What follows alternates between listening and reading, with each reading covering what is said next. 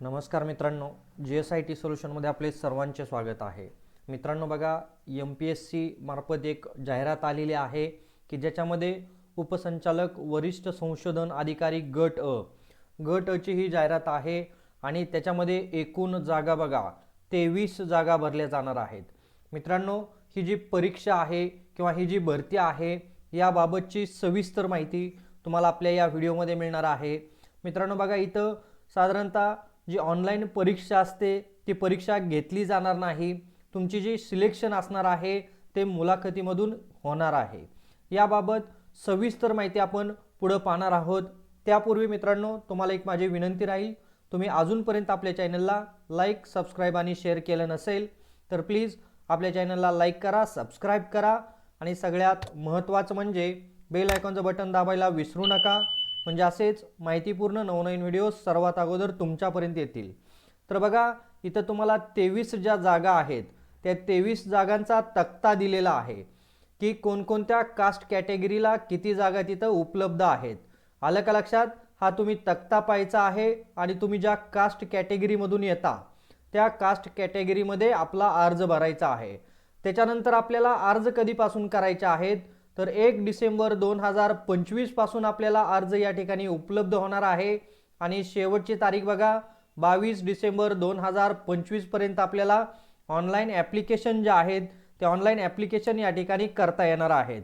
इथं तुम्ही मित्रांनो पेमेंट ऑनलाइन ऑफलाइन अशा दोन्ही पद्धतीने भरू शकता, परंतु शक्यतो आपण ऑनलाइनचा जर विचार केला तर अतिशय सोपी आणि सुटसुटीत पद्धत आहे, त्यामुळे आपल्याला 22 डिसेंबर 2025 पर्यंत ऑनलाइन पेमेंट करता येणार आहे।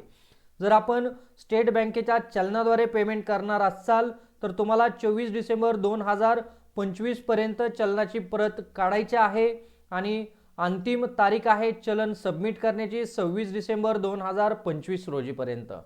तर मित्रांनो, आलं का लक्षात? इथं दोन गोष्टी आपल्याला की अर्ज कधीपासून कधीपर्यंत करायचे आहेत। इथं तुम्हाला काही आरक्षणाबाबतच्या सूचना दिलेल्या आहेत।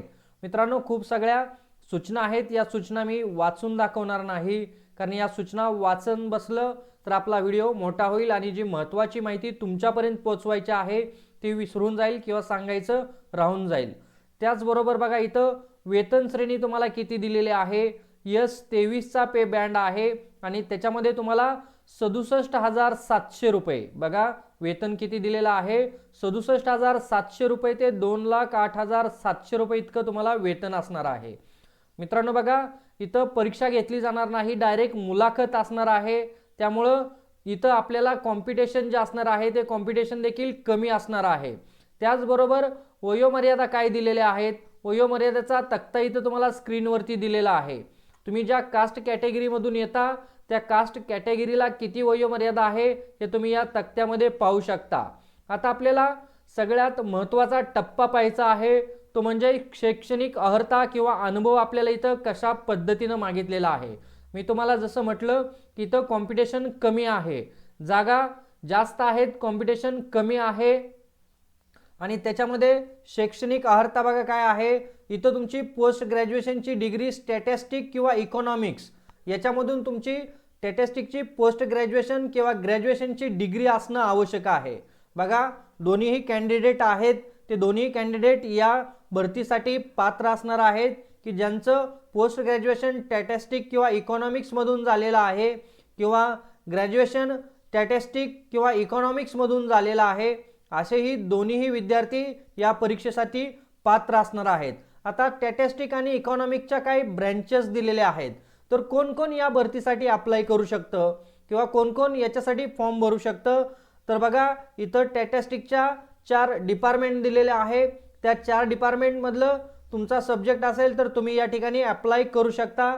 इकॉनॉमिक्सच्या बघा इथं 9 स्ट्रीम दिलेल्या आहेत, इकॉनॉमिक्सच्या 9 स्ट्रीम मधलं जर कोणीही असेल तर या ठिकाणी काय करू शकतं, अर्ज करू शकतं। आता इथं काय मागितलेलं आहे तर अनुभव देखील मागितलेला आहे आणि तो किती, 5 वर्षाचा तुमचा supervisor experience after passing education qualification mentioned 9.1, म्हणजे जर तुमचं पोस्ट ग्रॅज्युएशन किंवा ग्रॅज्युएशन स्टॅटिस्टिक किंवा इकॉनॉमिक्स मधून झालेलं असेल आणि तुमच्याकडे 5 वर्षाचा अनुभव असेल तर तुम्ही या ठिकाणी अप्लाय करू शकता।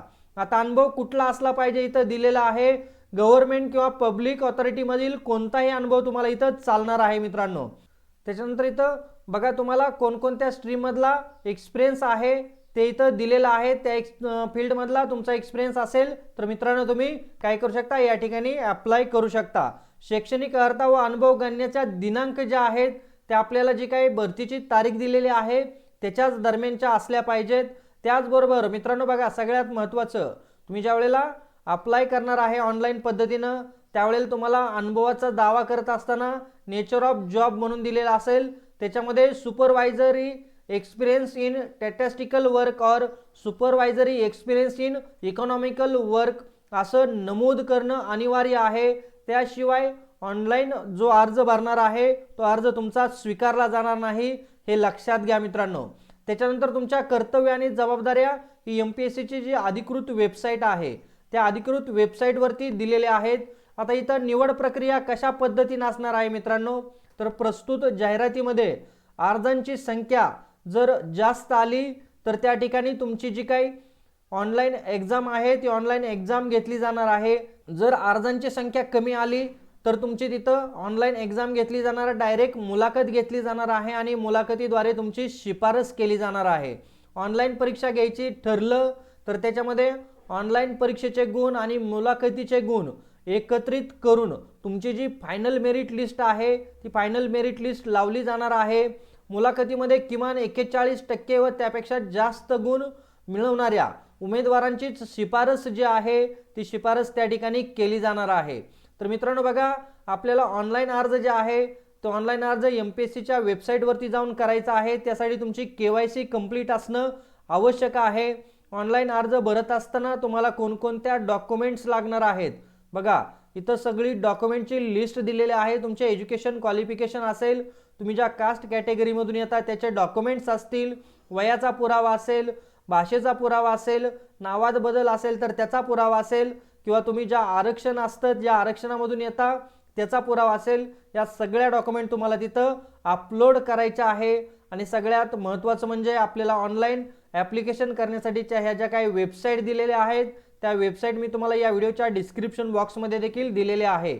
आणि सगळ्यात महत्त्वाचं अजून म्हणजे आपल्याला इथं परीक्षा शुल्क किती असणार आहे, तर राखीव किंवा खुला गट आहे त्यांच्यासाठी बघा 719 रुपये आणि मागासवर्गीय आर्थिक दुर्बल घटक, अनाथ, दिव्यांग यांच्यासाठी 449 रुपये इतकी परीक्षा शुल्क असणार आहे. परीक्षा शुल्क ही नॉन रिफंडेबल आहे मित्रांनो. आणि सगळ्यात महत्त्वाचं म्हणजे आपल्याला ऑनलाईनच अर्ज भरायचा आहे, परीक्षा शुल्क देखील ऑनलाईनच भरायचे आहे. त्याबद्दलची इथं माहिती दिलेली आहे. तर बघा MPSC मार्फत ही गट अ ची भरती आलेली आहे. जे विद्यार्थ्यांचा स्टॅटिस्टिक आणि इकॉनॉमिक्स आहे अशा विद्यार्थ्यांनी या ठिकाणी जास्तीत जास्त अप्लाय करायचा आहे. आणि इथं तुम्हाला अनुभव देखील 5 वर्षाचा मागितलेला आहे मित्रांनो.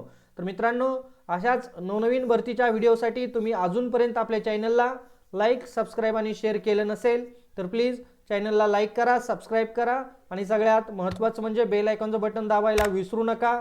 म्हणजे असेच माहितीपूर्ण नवनवीन व्हिडिओ सर्वात अगोदर तुमच्यापर्यंत येतील. तर भेटूया अशाच नव्या माहितीबरोबर. जय हिंद, जय महाराष्ट्र.